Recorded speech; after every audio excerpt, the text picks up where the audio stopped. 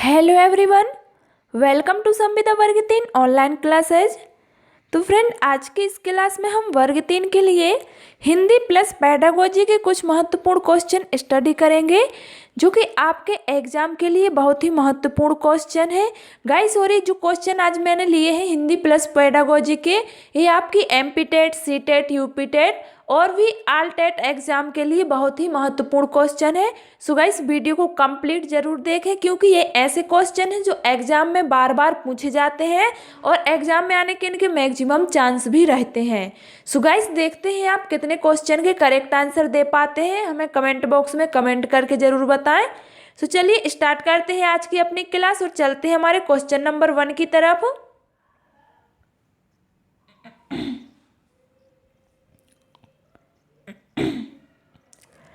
निम्नलिखित में वाचन शिक्षण की विधि नहीं है। वाचन शिक्षण की विधि नहीं है। 4 ऑप्शन दिए गए हैं: ध्वनि साम्य विधि, अनुध्वनि विधि, व्याख्या विधि, समवेत पाठ विधि। तो गाइस, यहाँ पर हमारा करेक्ट आंसर हो जाएगा ऑप्शन सी, व्याख्या विधि वाचन शिक्षण की विधि नहीं है, क्योंकि यह उच्च कक्षाओं में शिक्षण की विधि है। तो यहाँ पर ऑप्शन नंबर सी हमारा बिल्कुल करेक्ट आंसर हो जाएगा। चलिए नेक्स्ट क्वेश्चन देख लेते हैं। निम्नलिखित में अभिव्यक्त्यात्मक उद्देश्य है। ऑप्शन है स्वानुभूत विचारों व भावों को अभिव्यक्त करना, साहित्य का रसास्वादन करना, धैर्यपूर्वक सुनना, या फिर भाषा और साहित्य में रुचि। तो अभिव्यक्त्यात्मक उद्देश्य है, यहाँ पर हमारा करेक्ट आंसर हो जाएगा ऑप्शन ए, स्वानुभूत विचारों व भावों को अभिव्यक्त करना अभिव्यक्त्यात्मक उद्देश्य है। तो गाइस, यहाँ पर ऑप्शन ए हमारा बिल्कुल करेक्ट आंसर हो जाएगा। देखिए, इसके अंतर्गत बालक को विभिन्न कार्य करने को कहा जाता है, जैसे कि कहानी सुनना, निबंध लिखना, या फिर किसी यात्रा इत्यादि का वर्णन करना। इस प्रकार से बालकों को कार्य करने के लिए कहा जाता है। तो यहाँ पर ऑप्शन ए हमारा बिल्कुल करेक्ट आंसर हो जाएगा। चलिए नेक्स्ट क्वेश्चन।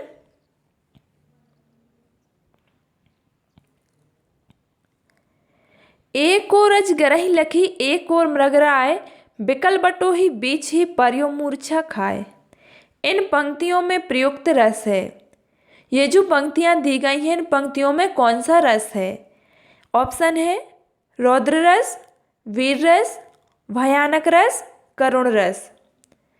तो एक और अजगरहि लखी एक और मृगराय, बिकल बटोही बीच ही परियो मूर्छा खाए। इन पंक्तियों में भयानक रस होगा, क्योंकि जिन पंक्तियों को पढ़ने से या फिर जहाँ भय उत्पन्न होता है वहाँ पर भयानक रस होता है, क्योंकि भयानक रस का स्थायी भाव भय होता है। तो यहाँ पर ऑप्शन सी हमारा बिल्कुल करेक्ट आंसर हो जाएगा, भयानक रस। Next question. गाइस, यदि आपको क्लास पसंद आए तो वीडियो को लाइक जरूर कर दें। वाक्य विग्रह का अर्थ है। ऑप्शन है शब्दों को जोड़ना, वाक्य रचना करना, वाक्य खंडों को अलग अलग करके उनका निबंध, वाक्य खंडों को अलग अलग करके उनका संबंध बताना, या फिर संधि और समास बताना। तो गाइस, यहाँ पर हमारा करेक्ट आंसर हो जाएगा वाक्य खंडों को अलग अलग करके उनका संबंध बताना, वाक्य विग्रह का अर्थ है। तो यहाँ पर ऑप्शन सी हमारा बिल्कुल करेक्ट आंसर हो जाएगा। क्लियर? चलिए नेक्स्ट क्वेश्चन।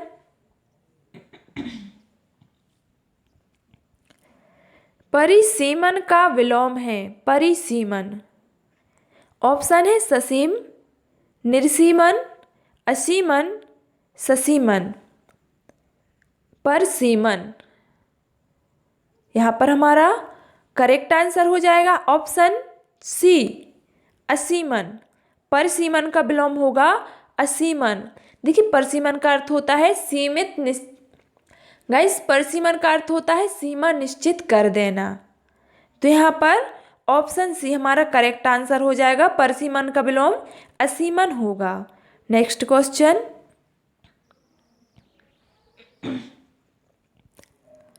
अयोग्यवाह कहा जाता है। अयोग्यवाह आपके ऑप्शन है महाप्राण को, अनुस्वार एवं विसर्ग को, संयुक्त व्यंजन को या फिर अल्प प्राण को।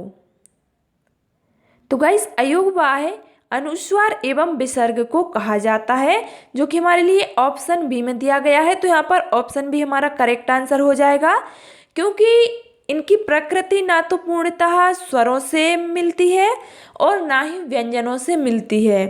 तो यहाँ पर अनुस्वार एवं विसर्ग हो जाएगा कि इन्हें अयोगवाह कहा जाता है। तो option B is right answer. चलिए नेक्स्ट क्वेश्चन।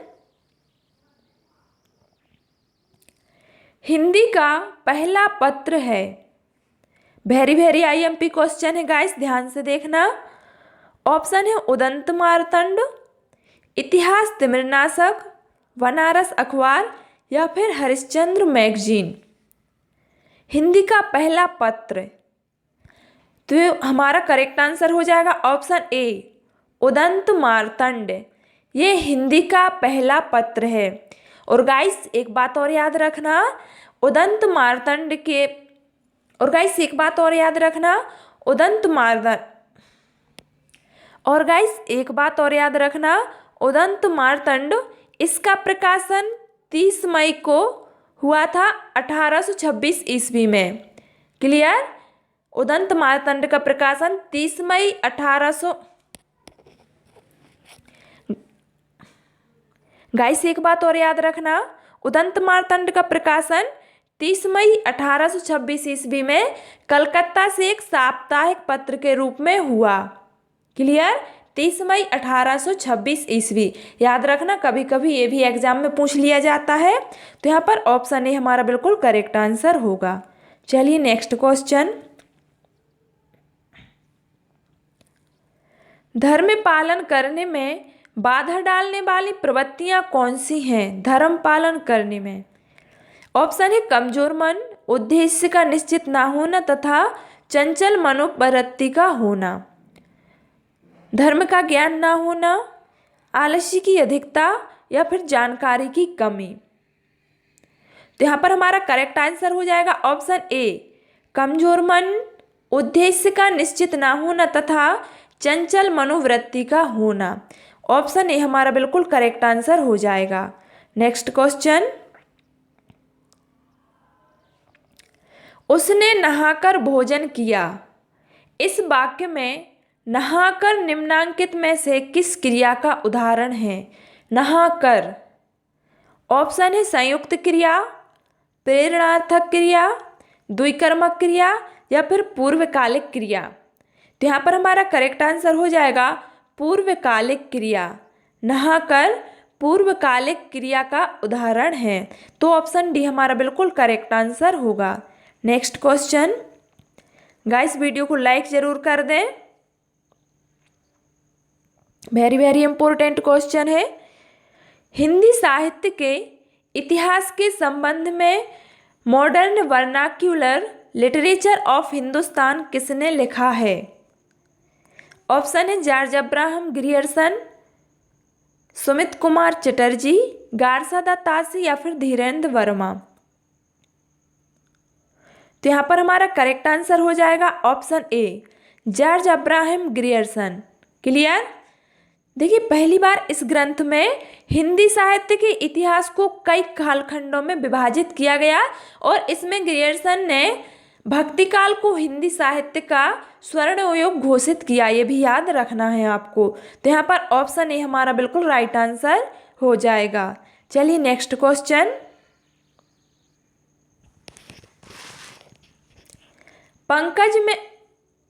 पंकज में कौन सा समास है?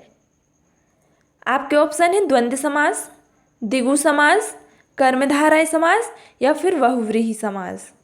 तो गाइस यहाँ पर पंकज में बहुव्रीहि समास हो जाएगा।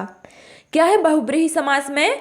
पूर्व पद व उत्तर पद में से कोई भी प्रधान ना होकर इनके संयुक्त भाव या अन्य अर्थ प्रधान होता है। तो यहाँ पर ऑप्शन डी बहुव्रीहि समास हमारा बिल्कुल करेक्ट आंसर हो जाएगा। Next question.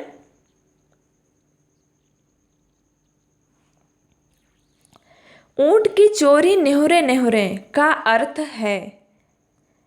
ऊँट की चोरी नेहुरे नेहुरे।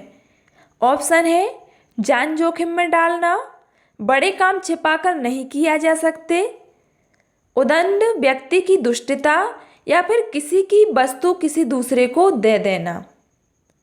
तो यहाँ पर हमारा करेक्ट आंसर हो जाएगा ऑप्शन बी, ऊँट की चोरी नेहुरे नेहुरे का अर्थ है बड़े काम छिपकर नहीं किए जा सकते। तो यहाँ पर ऑप्शन बी हमारा बिल्कुल करेक्ट आंसर हो जाएगा। चलिए नेक्स्ट क्वेश्चन।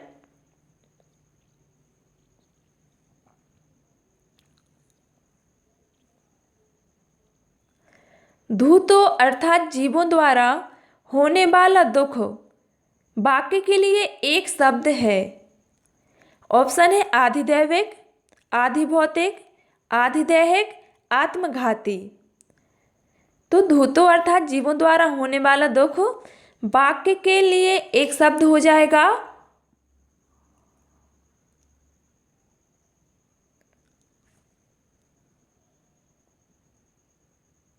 आधिभौतिक, जो कि हमारे लिए ऑप्शन बी में दिया गया है। तो यहाँ पर ऑप्शन बी हमारा बिल्कुल करेक्ट आंसर हो जाएगा। चलिए नेक्स्ट क्वेश्चन। तो यहाँ पर हमारा करेक्ट आंसर हो जाएगा ऑप्शन सी, आधिदैहिक। धूतो अर्थात जीवों के द्वारा होने वाला दुख वाक्य के लिए एक शब्द आधिदैहिक हो जाएगा। क्लियर। Next question. धूसर शब्द का पर्याय है, यहाँ पर घा बना हुआ है जबकि यहाँ पर धा है, याद रखना। धूसर शब्द का पर्याय है धूसर। ऑप्शन है अश्व, मेघ, गंधर्व, अजा। तो यहाँ पर हमारा करेक्ट आंसर हो जाएगा ऑप्शन सी, गर्दभ। धूसर शब्द का पर्यायवाची हो जाएगा गर्दभ। और भी इसके पर्यायवाची होते हैं जैसे कि गधा, वैशाख नंदन, खर, ये सब धूसर के पर्यायवाची हैं। तो यहाँ पर ऑप्शन सी हमारा बिल्कुल करेक्ट आंसर हो जाएगा। चलिए नेक्स्ट क्वेश्चन।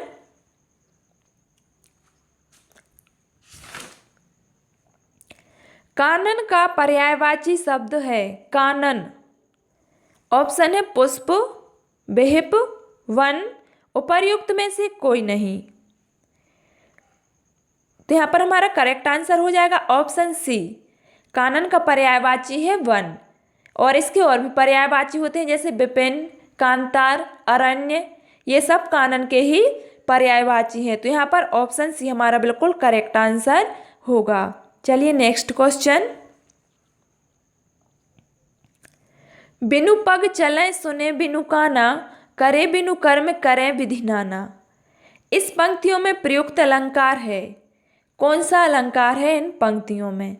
ऑप्शन है विभावना, विशेषोक्ति, असंगति, या फिर दृष्टांत। तो बिनु पग चले सुने बिनु काना, कर बिनु कर्म करें विधि नाना, इन पंक्तियों में विभावना अलंकार हो जाएगा, जो कि हमारे लिए ऑप्शन ए में दिया गया है। तो यहाँ पर ऑप्शन ए हमारा बिल्कुल करेक्ट आंसर हो जाएगा। देखिएगा, इस कारण के अभाव में भी जब कार्य की सिद्धि का वर्णन हो तो वहाँ पर विभावना अलंकार होता है। तो यहाँ भी जैसे कि बिना पैर के चलने, बिना कान के सुनने तथा बिना हाथ के कार्य करने की बात की जा रही है, अतः यहाँ पर विभावना अलंकार होगा। तो यहाँ पर ऑप्शन ए हमारा बिल्कुल करेक्ट आंसर हो जाएगा। चलिए नेक्स्ट क्वेश्चन। परिसीमन का विलोम है,